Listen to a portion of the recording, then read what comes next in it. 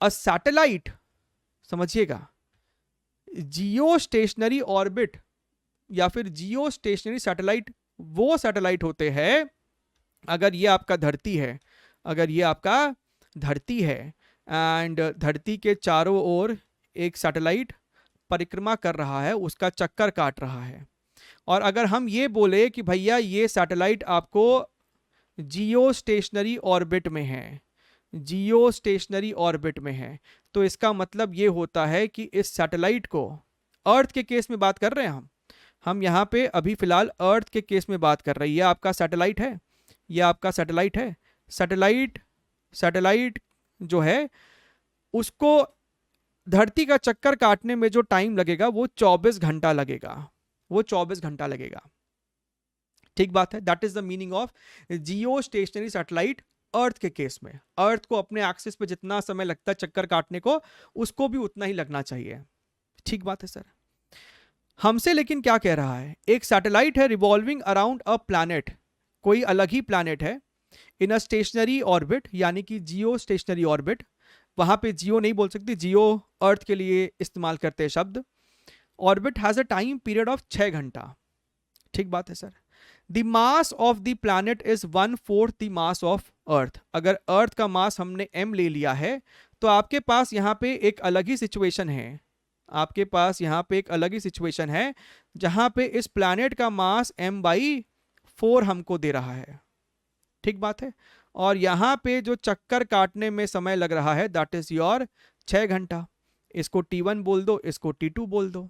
अच्छा, the radius orbit of planet is how much. तो भैया ये वाला चीज R2 कितना है, यहां पे ये तो R1 था। ठीक बात है। The radius of Jio stationery orbit is this much. हमको प्रश्न में R1 भी दे रखा है, R1 भी दे रखा है।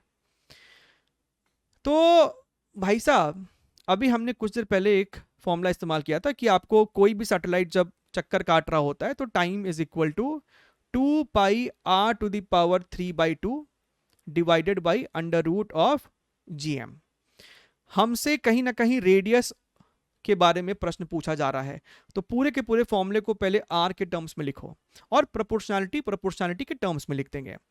तो आपको यहां पे दिखना चाहिए, अगर हम दोनों तरफ स्क्वायर मार दे तो sir t² multiplied by gm divided by 4π² is equal to your r का क्यूब।